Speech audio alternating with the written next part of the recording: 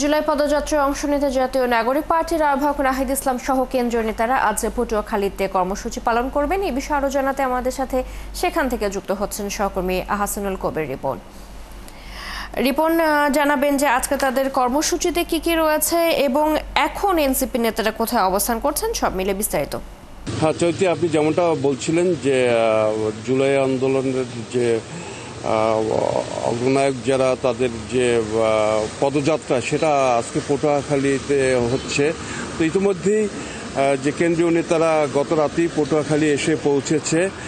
তো তারা পটুয়াখালী এসে পৌঁছে গত রাতে কিছু সার্কিট হাউসে অবস্থান নিয়েছে, কিছু আবাসিক হোটেলে অবস্থান নিয়েছে।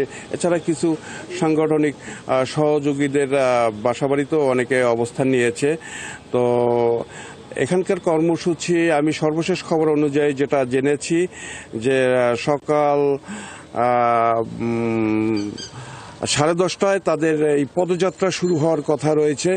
এই পদযাত্রাটা তারা এই সার্কিট হাউস চত্বর থেকে বের হয়ে এখান থেকে তারা নিউ মার্কেট যাবেন। নিউ মার্কেট হয়ে সদর রোড, লঞ্চঘাট, মুকুল সিনেমা, চকবাজার মোড় হয়ে তারা পৌরসভা মোড় হয়ে পুনরায় তারা সার্কিট হাউস এই এলাকায় ফিরবেন।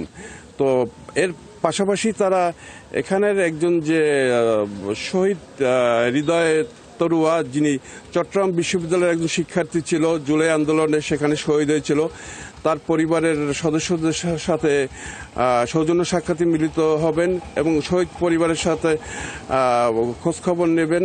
এছাড়া তারা পদযাত্রায় এখানকার মানুষের যে প্রত্যাশা, চাওয়া পাওয়া সে বিষয়ে তারা কথা বলবেন।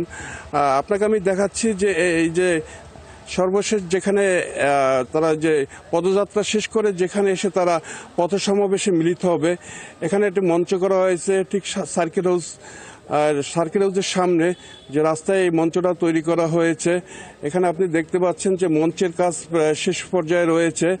তো এখানে এই যে পথ সমাবেশ এইটা শেষ করে এখান থেকে নেতারা পটুয়াখালীতে যে এনসিপির জেলা অফিস নেওয়া হয়েছে কালিকাপুর এলাকায়, সেই কালিকাপুর এলাকার যে অফিস কার্যালয় সেটা উদ্বোধন করবে।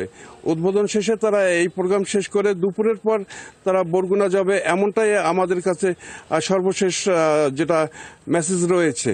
তবে সকাল থেকে যে আবহাওয়ার একটু বৈরিতা ছিল, এখনো থেমে থেমে বৃষ্টি হচ্ছে, কিন্তু এই মুহূর্তে বৃষ্টি পড়ছে না। তবে যেহেতু আবহাওয়ার লঘুচাপের একটা প্রভাব রয়েছে, তো বৃষ্টি থেমে থেমে সামনে হওয়ার সম্ভাবনা রয়েছে। তো 11টা যখন কর্মসূচি চলমান থাকবে সে অবস্থাটা কি আবহাওয়া কেমন থাকে সে পর্যন্ত আমাদেরকে সেটা অবলোকন করে তারপরে বলা যাবে যে আসলে। রিপন, আমরা শুনছিলাম আপনার কাছ থেকে, নিশ্চয়ই পরবর্তীতে আবারও আপনার সাথে আমরা যুক্ত হয়ে পরবর্তী খবর অবস্থা জেনে নেব।